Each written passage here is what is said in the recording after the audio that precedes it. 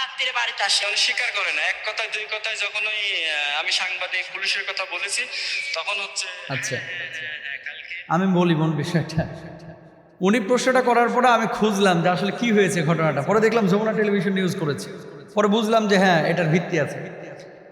জিন দিয়ে মানুষের তদবির করা, চিকিৎসা করা, এটা জায়েজ আছে, এটা শরীয়তে কোনো সমস্যা নাই। যদি ভালো জিন হয়, আনুগত্য নিয়ে এসে তার থেকে উপকার নেওয়া জায়েজ আছে। এই মহিলা যে কাজ করেছে, প্রশ্নটি করেছেন আঞ্জুয়ারা, লিখেছেন যে মোহতারাম, জিন দিয়ে মানুষের চিকিৎসা করা সম্ভব কিনা। সম্প্রতি কুষ্টিয়ায় এক বোনকে দেখলাম, তিনি জিন দিয়ে মানুষের চিকিৎসা করেন। এখন আমার প্রশ্ন হচ্ছে, জিন দিয়ে আসলে মানুষের চিকিৎসা করা সম্ভব কিনা। খুব ইম্পর্টেন্ট একটি বিষয়। সুলাইমান আলাইহিস সালাতু ওয়াস সালাম জিন দিয়ে কিন্তু মসজিদ নির্মাণ করেছিলেন। আপনারা জানেন, জিনের সহযোগিতা নিয়েছিলেন। মানুষ কখনো কখনো জিন দিয়ে ভালো কাজ যদি করতে চায়, জিনকে আনুগত্যে নিয়ে এসে, তাহলে এটা কিন্তু জায়েজ আছে। তবে হ্যাঁ, বদজিন যেগুলো আছে এগুলোকে আনুগত্য করে, এগুলোকে কাছে নিয়ে এসে মানুষের খারাপি করা, এটা কোনোভাবে জায়েজ নেই। কুষ্টিয়ার কুমারখালীর কথা যখন বলেছে এই বোন, আমি খুঁজলাম যে কোনো ভিডিও আছে কিনা এটা নিয়ে। পরে দেখলাম যে আসলেই তো very interesting. Jamuna television news করেছে। থামেন।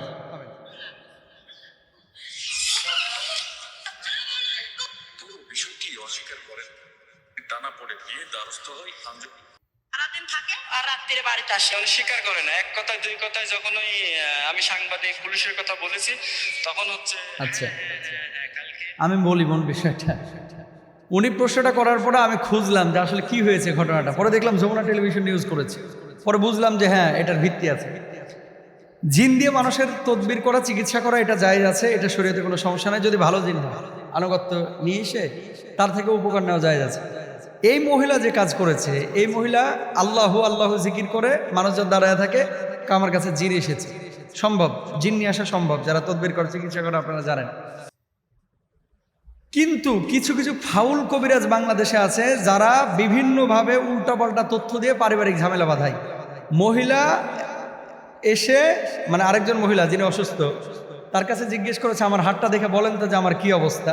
হাত দেখে বলছে, তোর স্বামী তো দ্বিতীয় বিয়ে করছে, শহরে বউ নিয়ে থাকে, তোর স্বীকার করে নাই, আমার জিন বলেছে। এরপরে স্বামীর কাছে যাওয়ার পরে তো মারামারি, যে কবিরাজ বলছে, কবিরাজের কাছে নাকি জিনে এসে বলে গেছে শহরে বউ নিয়ে থাকে। এমন পর্যায়ে চলে গেছে, এটা থানা পুলিশ পর্যন্ত হয়ে গেছে। সাংবাদিকের ভয় দেখাইছে, তারপরে স্বীকার করেছে যে না, আমি বলি নাই। যেই কবিরাজগুলো এই ধরনের কোনো কথা বা অ্যাটিটিউড দেখাবে, দেখেন জিনের ঠেকা পড়ে নাই যে আপনার স্বামী কোথায় গিয়ে পরক্রিয়া করতেছে, কোথায় গিয়ে বিয়ে করছে, কোন হোটেলে গিয়ে কফি খাইতেছে, কোন হোটেলে চা খাইতেছে, সকালবেলায় পরোটা খাইছে না ডিম খাইছে, আলু ভাজি খাইছে না ডাল খাইছে। জিন আই সেইগুলো বলে যাবে, এগুলো জিনের ঠেকা পড়ে নাই।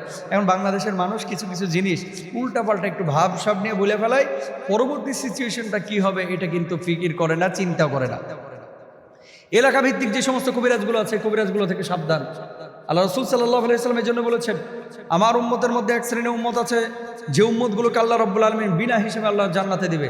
70,000 উম্মত এরকম আছে, 70,000 উম্মত বিনা হিসেবে জান্নাতে দিবে আল্লাহ তাআলা। কারা এরা? লা ইয়াস্তারকুনা ওয়া লা ইয়াতাতায়্যারুনা ওয়া লা ইয়াতাওয়ানা ওয়া আলা রাব্বিহিম ইয়াতাওয়াক্কালুন। এই যেই কবিরাজের কাছে যাচ্ছেন, ওই কবিরাজ পর্দা করে না। যেই কবিরাজের কাছে যাচ্ছেন, অনেক কবিরাজ নামাজ পড়ে না। যেই কবিরাজের কাছে গেছেন, ওই কবিরাজ অনেক সময় শরীর না পাক, ও তো কবিরাজি করতে পারবে না ভাই। ওর দিয়ে কোনো সম্ভব না এই সমস্ত কাজ করা। আর জিন হাজির করে জিনের থেকে উপকার নেওয়া, এটা কত সহজ বিষয় না। এর জন্য নামাজি হতে হবে, মুত্তাকি হতে হবে, পরেজগার হতে হবে, তারপরে এটা সম্ভব হতে পারে। তবে হ্যাঁ, সবাই যে জিন দিয়ে উপকার করে এ ধরনের কাজ হাসিল করতে পারবে, বিষয়টা এরকম না। এলাকা ভিত্তিক কবিরাজ, আমার বাড়ির পাশে যে ঈদের ছুটিতে গেলাম রাজশাহী, আমার আপন ভাইয়ের শ্যালক সারাক্ষণ জিমায়, মাথা এখানটায় চিনচিন করে গোল হইয়া, বয়স বেশি না, 23-24 বছর বয়স, বুকের বাম পাশে ব্যথা করে, কামড়ায় ধরে থাকে, হঠাৎ সুস্থ, হঠাৎ অসুস্থ। তা আমাকে বলতেছে আপনি তদবির করে দেন। আমি তো তদবির করি না, চিকিৎসা করি না, কারণ আপনারা জানেন এই সমস্ত চিকিৎসাগুলোতে যে করে এর পরিবারেরও ক্ষতি করে। তো এই জন্য অনেকে নিজে নিরাপত্তা লাভ করে, নিরাপত্তা সহকারেই তারপরে এই কাজগুলো করে। তো ওখানকার স্থানীয় একজন ভাইয়ের কাছে নিয়ে গেলাম, যিনি একজন মসজিদের ইমাম খতিব। নিয়ে যাওয়ার পরে উনি দাঁড় করাইলেন, কিছু দোয়া পড়লেন, যে দোয়াগুলো আমি জানি কি পড়েছেন। দোয়া পড়ার পরে পেছনে একজনকে দাঁড় করাইলেন যে তুমি দাঁড়াও, যদি দেখো যে সে পড়ে যাচ্ছে পেছন থেকে ধরে রাখবা, জেনে নিবা তার কাছে বজ্জিন আছে। তো যাই হোক, পরে দোয়া পড়লেন, দেখলাম ছেলেটা কাঁপি শুরু করে দিয়েছে, একেবারে কাঁপতেছে চরম আকারে। এ আমার ভাই শ্যালক আর কি। পরে পেছনে পড়লো না এবং বারবার জিজ্ঞেস করছে যে কোথা থেকে এসেছো, সে জবাব দিল না। একবার পাঠার গোস্ত খাইতে চায়, আর একবার মিষ্টি খাইতে চায়। তার অ্যাটিচিউডই অন্যরকম, এটা মানুষের অ্যাটিচিউড হতে পারে না। পরবর্তীতে জানা গেল অন্য জিন তথ্য দিয়েছে যে এই ছেলেটাকে একটা বোবা জিন, এবং যার বয়স কম, এই ছেলেটাকে এই জিন এভাবে ধরেছে। তো এই বোবা জিন যে তাকে ধরেছে, এই বোবা জিন তার মূলত ক্ষতি করার চেষ্টা করেছে এবং তাকে অসুস্থ করার চেষ্টা চালিয়েছে, কিন্তু এই ছেলেটা রক্ষা করতে পারে নাই, ওটাকে কন্ট্রোল করতে পারে নাই বা নিরাপত্তা লাভ করতে পারে। নামাজ ঠিক মতো পড়ে না, পবিত্র অবস্থায় চলে না। পরবর্তীতে উনি অন্য জিন দিয়ে এই জিনটাকে সরালেন, এটা সম্ভব। এবং সুলাইমান আলাইহিস সালাতু ওয়াস সালামের জামানাতে এমনটা হয়েছে। নবী সাল্লাল্লাহু আলাইহি ওয়াসাল্লামের কাছে জিনেরা বায়াতও হয়েছে, আল্লাহ নবীর পেছনে জিনেরা নামাজও আদায় করেছে। সুতরাং এটা সম্ভব, মানে মানুষ যদি উপকার নিতে চায় তাহলে সেটা সম্ভব। কিন্তু কোনো মানুষ যদি এর দিয়ে আরেকজন মানুষের ক্ষতি করতে চায়, এটা তার জন্য হারাম, এটা জায়েজ নেই। ও তাআওয়ানু আলাল বিররি ওয়াত তাকওয়া ওয়ালা তাআওয়ানু আলাল ইসমি ওয়াল উদওয়ান। তোমরা সৎ কাজের ব্যাপারে একে অপরকে সহযোগিতা করো, অসৎ কাজের ব্যাপারে কেউ কাউকে সহযোগিতা করো না। সুতরাং যদি আপনারা এই কাজটা করতে চান, বৈধভাবে, বৈধ ওয়েতে আপনারা করতে পারেন।